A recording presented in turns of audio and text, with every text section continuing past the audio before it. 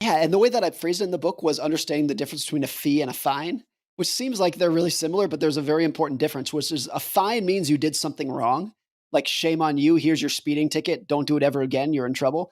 And a fee is just a price of admission that you pay to get something better on the other side. Like you go to Disneyland, you pay the fee, and then you get to enjoy the theme park. It's you didn't do anything wrong. It's just that's the fee.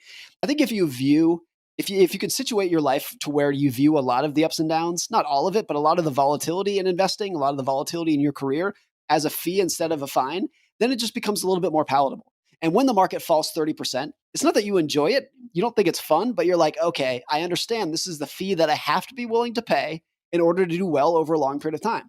Most investors don't do that. When their portfolio falls 30%, they say, I fucked up. I did something wrong. I clearly made a mistake. And how can I make sure this never happens again? And that's the wrong way to think about it.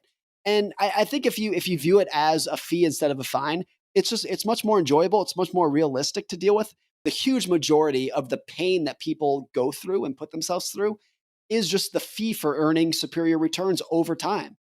And if you're not willing to pay that, then you're probably not going to get the reward on the other side. And that's why you can see so many people who at the first experience with being uncomfortable in investing with a loss, they view it as a screwed up and then they want out. They want to move on to something else. And of course, they're not going to get the rewards over time. Nothing in life is going to give you those rewards for free. There's a cost to everything. And just identifying what the cost is and realizing that the cost is not on a price tag, you're going to pay for it with stress and anxiety and dopamine and cortisol. Like that's how you pay for these things. I think that's the only way to deal with those big ups and downs.